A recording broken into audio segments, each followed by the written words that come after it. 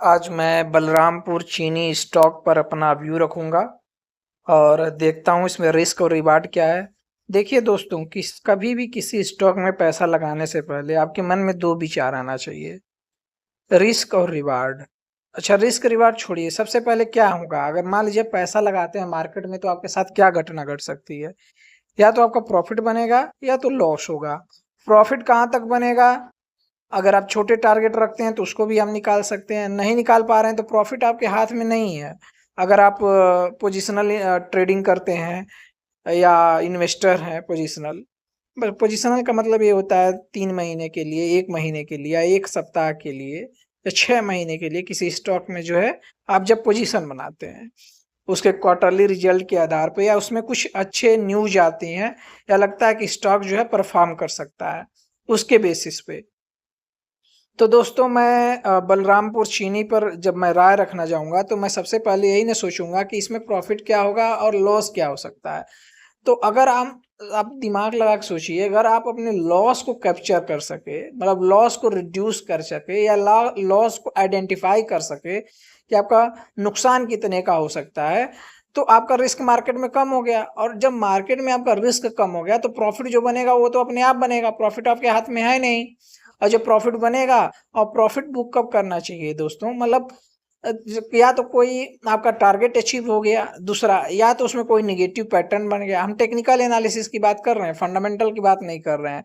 Fundamental में आप जाएंगे तो आपको बहुत कुछ एनालिसिस करना पड़ता है। टेक्निकल एनालिसिस मैंने अपने लास्ट 3 साल के अनुभव में पाया कि बहुत सटीक बैठती है, तो मैं टेक्निकल एनालिसिस की बात कर रहा हूँ।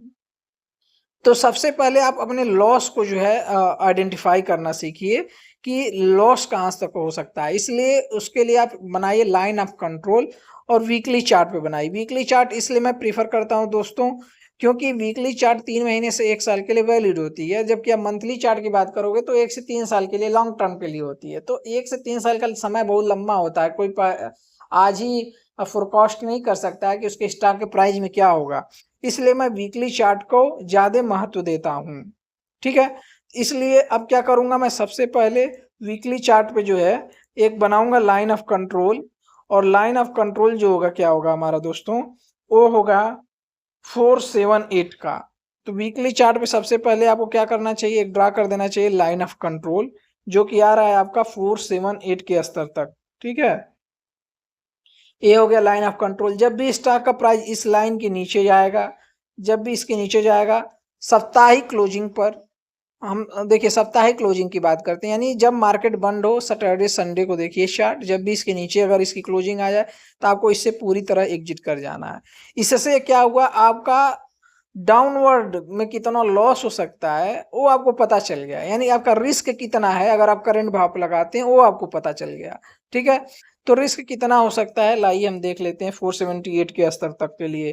तो यहाँ से अगर देखते हैं, अगर आप करंट प्राइस खरीदते हैं तो इसमें आपका रिस्क बनता है 15.92% का, 15.92% का, ठीक है।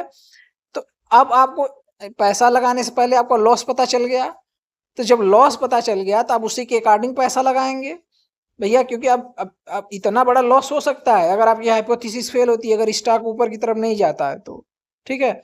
तो अब क्या करेंगे, हमको ये जब पता चल गया तो हम उसी के हिसाब से पैसा लगाएं। तो अब पैसा कैसे लगाएं, उसके लिए आप क्या कीजिए, आप देखिए करंट भाव जितना, देखिए लाइन ऑफ कंट्रोल से आपका प्राइस जितना अधिक दूर हो, जितना उतना कम पैसे लगाइए, उतना कम पैसे लगाइए। उससे क्या होता है, आपका लॉस जो है मिनिमाइज हो जाता है, लॉस मिनिमाइज हो जाएगा। मान लीजिए अब यहाँ 1 लाख रुपए अगर लगा देते और 1 लाख रुपए से अगर यहाँ तक गिरता, लगभग 16,000 रुपये आपके चले जाते। लेकिन अब 1 लाख रुपए को हम कई कितने तरीके से लगाएंगे। अब हम कहेंगे यार करंट भाव पे जो है हम 1 लाख को 50% खरीदेंगे, 50,000 यहाँ लगाएंगे और दूसरा 50,000, 50,000 मतलब 563.55 के स्तर पे लगाएंगे, ठीक है। और दूसरा 50,000 तब हम लगाएंगे जब 502.10 के स्तर देखने को मिले, यानी 2 पोजीशन पे हम इसको लगाएंगे बलरामपुर चीनी में, अगर हमको लगा के चलना है तो। अब इससे क्या होगा, हमारा जो लॉस होगा यहाँ प्राइस एवरेज हो जाएगी और वो मिनिमम होगा, अगर होना होगा तो। हम देखिए पैसा लॉस के तो लगाया नहीं जा रहा है कि लॉस हो जाए, इसलिए नहीं लगाया जा रहा है। लेकिन लॉस को तो आपको ऑब्जर्व करना पड़ेगा ना, आइडेंटिफाई करना पड़ेगा ना, उसको कैप्चर करना पड़ेगा ना, उसको घटाना पड़ेगा ना, तभी तो उसको आप प्रॉफिट में कन्वर्ट कर पाओगे। अगर आप उसको कैप्चर घटा नहीं पा रहे हो तो आप उसको प्रॉफिट में कैसे कन्वर्ट करोगे। तो ये चलिए लगाने का तरीका होगा कि बलरामपुर चीनी में जो है हम करंट भाव जो कि 568 है उस पर 25% लगा देंगे, लेकिन उसके बाद नेक्स्ट जो उसका सपोर्ट आ रहा है उस पर 563 के स्तर पे लगाएंगे 25%, यानी 50% पैसा इन करेंट स्तर पे लग जाएगा। नेक्स्ट जो 50% हमारा पैसा है वो 502 के स्तर पे लगाएंगे। और अगर ये स्टॉक जो है 478 के नीचे अगर क्लोजिंग देता है तो हम पूरी तरह से एग्जिट कर जाएंगे। ये वीकली टाइम फ्रेम की बात हो रही है, ठीक है। तो ये हमारा अब लॉस निकल के आ गया हाथ में। अब हम जो है इसका वो देखते हैं, मंथली चार्ट देखते हैं और देखते हैं कि इसमें प्रॉफिट कितनी बन सकती है, प्रॉफिट की संभावना इसमें कितनी निकल के आ सकती है। तो आप देखते हैं कि कितने दिनों के कंसोलिडेशन के बाद जो है, चूंकि मंथली चार्ट है तो एक कैंडल जो है 1 महीने को प्रदर्शित करता है। तो आप देखिए कितने महीनों के बाद इसमें एक ब्रेकआउट आया इस स्टॉक में, ठीक है। हम इस लाइन को 478 चूंकि आपका लाइन ऑफ कंट्रोल है तो इसको थोड़ा मोटा कर देते हैं और ठीक है, इसको कर देते हैं ताकि ये आपके ध्यान में रहे। आप देखते हैं कि इतने महीनों के बाद इसमें एक कैंडल कितनी बड़ी बनी और इसमें ब्रेकआउट आया। तो ब्रेकआउट आया तो अच्छी बात है, ब्रेकआउट आता और आप इसके ब्रेकआउट के स्तर पे अगर आप खरीद पाते, ब्रेकआउट का स्तर आपका क्या होगा, तो इस पोजीशन पर अगर आप खरीद पाते, इस लाइन को हम पतली रखेंगे, ठीक है। चलिए 478 का जो है लाइन ऑफ कंट्रोल हम इसको डिलीट कर देते हैं, वो आपके दिमाग में बन आ गया होगा लेवल। इस स्तर पर अगर आप इस स्टॉक को खरीदते तो आपको अच्छा प्रॉफिट इसमें देखने को मिल गया होता। ये मैं दिखा रहा हूँ, मतलब 22% का तेजी एक महीने में, उससे भी ऊपर आई थी तेजी। यहाँ तक इसका विक देखिए कहाँ गया, इसके ऊपर तक 28% एक महीने में स्टॉक बढ़ा था। तो यहाँ पर खरीदना ही सबसे ज्यादा जरूरी था, लेकिन अभी क्या स्टॉक हाथ से निकल गया है, हाथ से निकल गया है।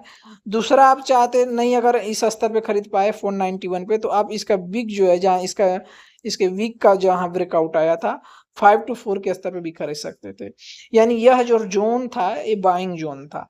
तो जब भी स्टॉक का प्राइस इस जोन में मिलेगा तो बहुत अच्छा बाइंग जोन होगा। तो करंट में क्या करेंगे, आप सोचेंगे कि करंट में खरीदें कि ना खरीदें, तो तुरंत स्टॉक का प्राइस जो है जाके खरीदना उचित नहीं है। खरीदने के जो लेवल्स थे वो लेवल्स मैंने आपको बता दिए कि आप किन स्तर पे जाके खरीद सकते हैं, ठीक है। और मैं उन लेवल्स को एक बार पुनः जिक्र में लाना चाहूंगा, 563 के स्तर पे और दूसरा 502 के स्तर पे आपको मिले तो बिल्कुल खरीद के इसमें चलना चाहिए।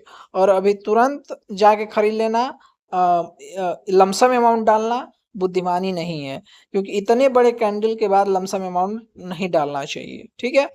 तो ये हमारी राय रही बलरामपुर चीनी के स्टॉक पे।